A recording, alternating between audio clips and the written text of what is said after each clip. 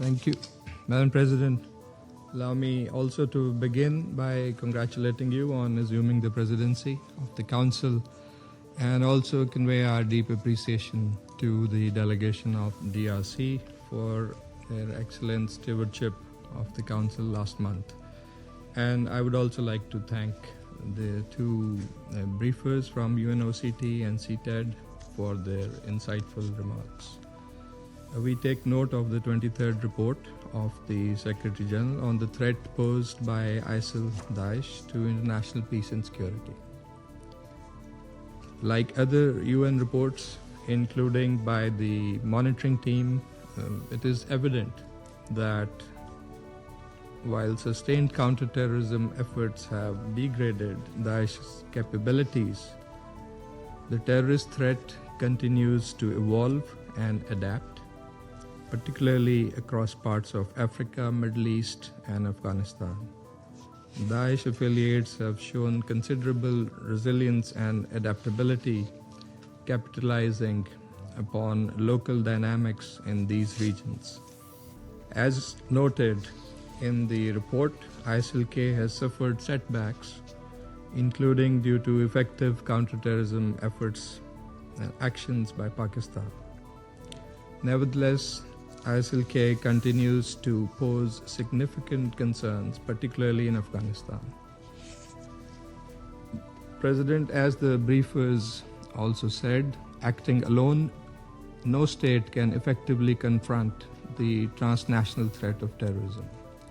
We echo the Secretary General's call for enhanced international cooperation, especially to counter increasing exploitation of emerging technologies by terrorist groups, including unmanned aerial systems, information and communications technologies, besides social media platforms and artificial intelligence to recruit, radicalize, fund, and conduct terrorist operations.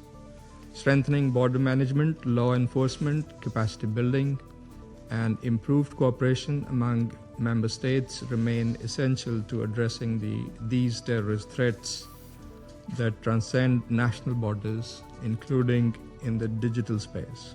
We must also disrupt terrorist financing, including through encrypted channels such as digital wallets, virtual assets, and cryptocurrencies. Equally important is preventing terrorist groups from accessing weapons, arms, and ammunition that enhance their operational capability and lethality. Madam President, the situation in Afghanistan remains deeply alarming. Since the Taliban takeover in August 2021, multiple terrorist groups continue to thrive in that country in an increasingly permissive environment. Safe havens are available inside Afghanistan to terrorist groups such as TTP, BLA and its Majid Brigade, ISIL-K and their affiliates, ETIM and Al-Qaeda affiliates.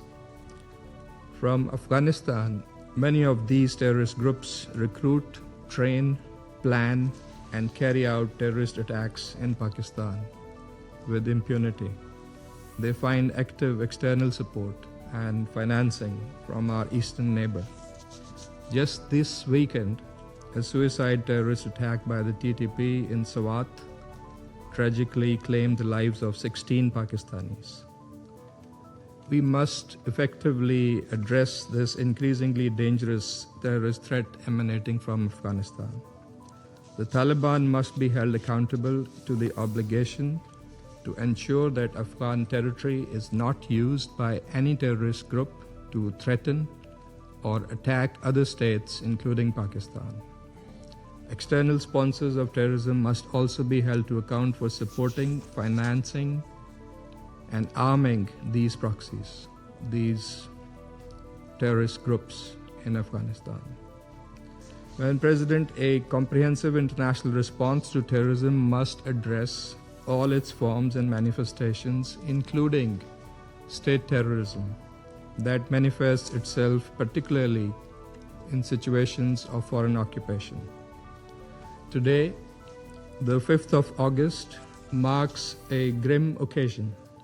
It is the 7th anniversary of the unlawful and unilateral measures imposed in Indian illegally occupied Jammu and Kashmir.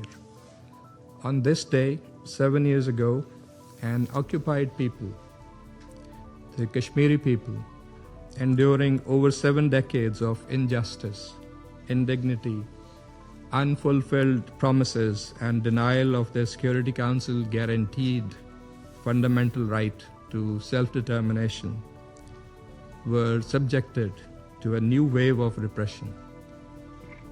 A 900,000 strong Indian occupation force unleashed untold suffering on a helpless population, a worst example of state terrorism.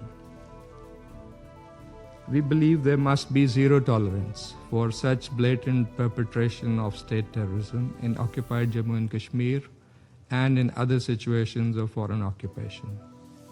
Also, the international community must not allow counterterrorism to be misused or abused as a pretext to suppress the internationally recognized and legitimate struggles of peoples against foreign occupation and for their inalienable right to self-determination.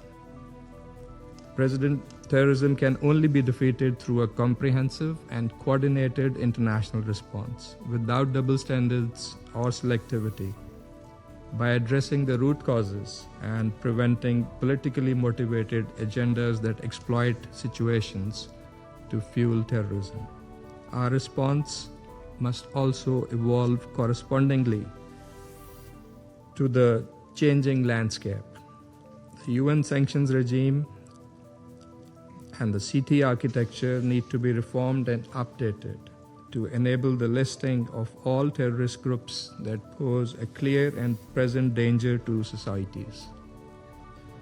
The Council's failure to address this gap would only incentivize those terrorist groups and their unscrupulous sponsors to continue wreaking havoc.